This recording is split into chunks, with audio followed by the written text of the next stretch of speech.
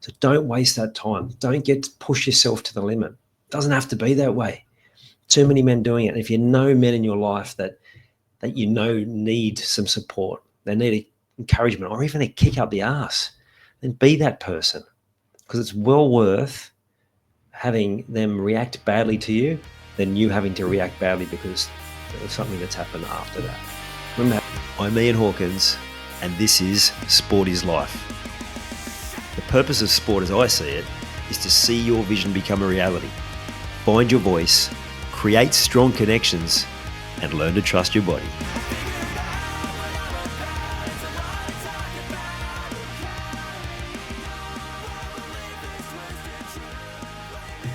With the tragic passing of former AFL players Troy Selwood and Adam Hunter this week, it kind of reaffirmed for me what I was already thinking, is despite the fact that so much effort is going into men's health and so much effort's going into helping educate footballers and also set them up for life after football, these things still happen.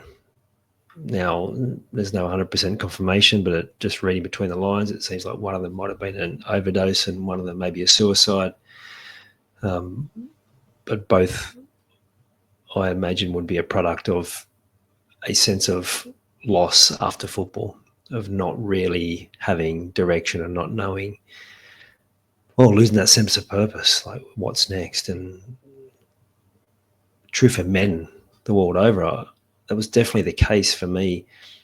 I had children, they were growing up, and I was thinking, man, I got to be better than I am. And that was what I was lacking. I was lacking that sense of purpose. And you might relate. I speak to men all the time. They go to their job, they're kind of tied to it because of the pay packet. Maybe they enjoy it to a point, but you ask them, you must love your job, but is that what you really want to be doing? They say no, but they're not really sure what else to do. And some of them get made redundant, and then same thing, like they're in that space where they're like, I'm not sure what to do next. They lose that sense of purpose. And you probably hear the stories about men who retire and then they pass away not long into retirement, and it's often the same thing. They lose that sense of purpose. And obviously this is not a easy solution. It's a complex problem, but again, it's like when these things happen, like has happened this week, it always makes me think we could be doing this so much better. Like, are we educating people on how to deal with people who are struggling? Are we helping enough people, give them the skills, not just to stay above the line, but to actually thrive? Like, there's so much time, energy, and airtime for all the drama and shit that goes on with the world, but there's just not enough around. Well, how do we get healthier? How do we get healthier as a collective? And it's frustrating because I know it doesn't have to be this way. I've been in that place. I've said to people, like, me going on this journey, it saved my life, because I am scared to think of where my life would have been heading, because I just wasn't looking after myself and I wasn't happy. So I'm passionate about this, and I'm not really sure the answer from a wide level, from a society level, in that big picture view. But for each person, it's just taking their own responsibility for what they can do, to have the courage to make the changes they need to make, to be okay to say that maybe I need some help with this. I mean, all through our sporting careers, we get help. We get coaching, we get process, we have structure, and then the rest of your life, you think you don't need it? Of course you do.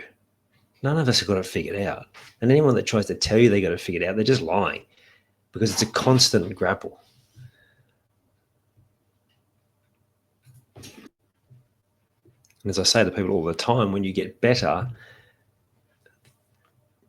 things don't necessarily, life doesn't get easy. It's just you get much better at dealing with the different challenges. So it's not about trying to get to the point where everything's going to be, fine and you've cleared everything up. It's like, no, how do you get better? How do you continue to build skills, knowledge, support to make sure that you keep trying to improve? Again, like you would in your sport. I was talking to my young fella the other week, and he was talking about his mental health, and I was saying to him, mate, it's the same as your physical health. You've got to keep working on it. If you don't, you'll lose fitness, you'll lose mental fitness, you'll lose mental strength, and you'll have tough days. You've got to continue to work on it. Can't expect everything just to work out. So you've got to continue to work on it. So that's what, I guess, if I had that platform, I'd be ranting, is like, if every individual takes responsibility for that. Now, I also know it's hard. Like, after my dad passed in 2005, it took me 6 years before I actually reached out for help. So I know what that's like, but I also know the moments that came in the weeks and months following, going, why did I take so long? I have clients say to me all the time, when you clear an old belief or an old pattern and they change and they just shake their head, and I'm like, what's going on? And they go, why didn't I do this years ago? Because they now see a future that's completely different, completely more positive, and more possibilities and more opportunities. And they think, man, I've wasted so much time not getting to this point. So don't waste that time. Don't push yourself to the limit. It doesn't have to be that way. Too many men doing it. And if you know men in your life that you know need some support, they need encouragement or even a kick up the ass, then be that person, because it's well worth having them react badly to you than you having to react badly because of something that's happened after that. I remember having that conversation with a really good mate of mine when he was on the phone to me and breaking down because he was just so stressed and it was all getting on top of him. And I had to ask him that question. I had to ask him, are you thinking about suicide at the moment? That's something that is a question that you need to ask if someone's thinking like that, because they do want to speak about it and they do want a safe place to do that. And too often we get too scared. We're worried about what their reaction will be. So what I would suggest is to get your mental health first aid, or do some reading, or find out enough information, because these are important skills for you, but they're also important skills for the people in your world.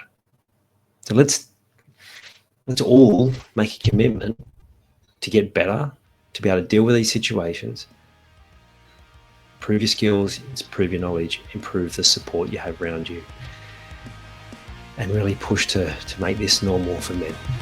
You've taken the time to listen to this whole episode. Now it's time to take action. Commit to one thing you've learned today and make it happen. And to avoid any obstructions, join the Sport is Life movement by clicking on the link in the show notes.